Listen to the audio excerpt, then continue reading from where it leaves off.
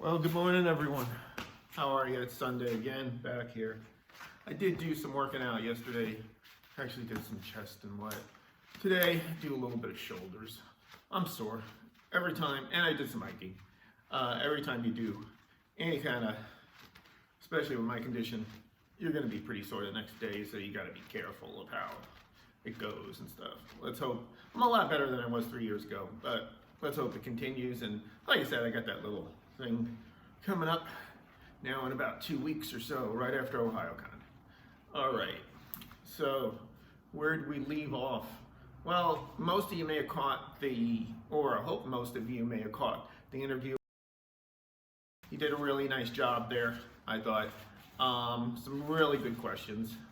And it did bring a lot of memories to me about, Media Blasters, where it was, its height, its down, I did mention, and a lot of titles, I did mention, I remember to you guys about how I would talk about the falling star, but I said there was still some rising star to go.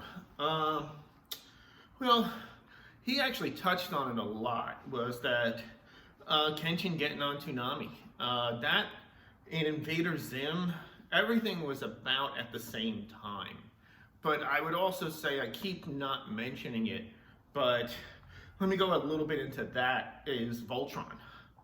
Voltron was kind of interesting in that we had done a lot of things. Like I mentioned to him, we weren't big on robots, but I went around the office because frankly, I was almost out of hits. I was kind of like, guys, I don't know what else to get. And I'm not sure if it's gonna work out. I said, we need something more, and we need something that can also have some appeal. And what happened was a few guys in the office, especially the old schoolers, they came to me and said, John, Voltron's never been released on DVD. And obviously, if you're American and grow up, whatever, you know the name Voltron. I mean, most Americans like Transformers and stuff.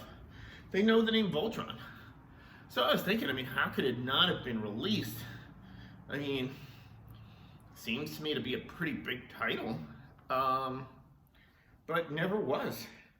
So what happened was I started to do some research, started to do things. Our acquisition person, obviously it was a Toei video, but they were all like, in Japan it was Go Lion, the 5 lions, Go Lion. So it was kind of like, well, can you release that or whatever? We contacted them and they said, you can release the original version, but Voltron is controlled in America by a company out there in the middle of the country. It doesn't matter anymore because I believe that title now, because of the new Voltron series, I think that was on Netflix, and then the original also got put into that deal. Usually that always happens. And yeah, they did, what was it? WEP, I don't know, World Event Productions. So I contacted them, and one of the guys there, I think his name Jeremy, he was really like into Voltron, loved Voltron, but the owners and the people who ran the company, they do all kinds of things. They were doing things like bobbleheads and whatever. Voltron was like from way past. They didn't really care about it too much. So what happened was that Voltron they just said, hey, yeah, you want to release it, pay this advance. It was a hefty advance. And then what happened was we said, well, let's get the materials and whatever. We look at the materials. The materials are literally like tape. They're old. They're in a storage bin. They're okay. The condition's fine, but they're old tapes. They're just, whatever. I don't know what it was. It wasn't really, we couldn't really do, the quality of them was just not gonna be very good. We could have obviously just threw the tapes on DVD, but we didn't. So what happened was we went back to Japan, to Toei, and we said, you know what, we'll license Go Lion. And they had all original materials. So they had everything.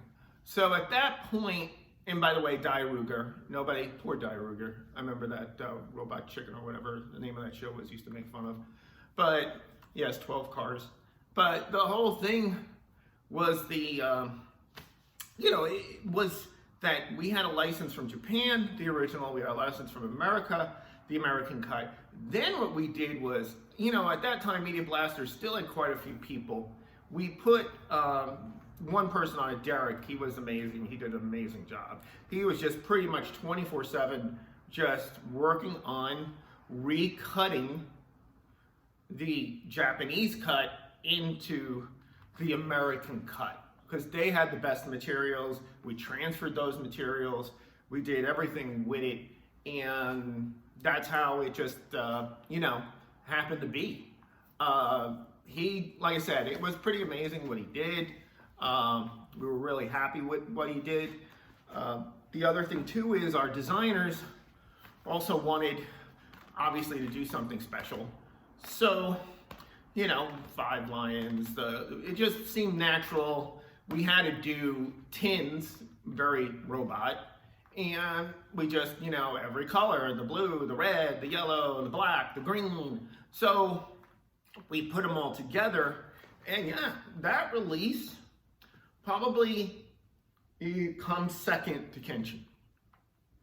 So I would say that one, definitely raised us. We were already at a high point, but that even just solidified us longer. And that was the thing. So Voltron was an amazing series. We did a lot of things with it.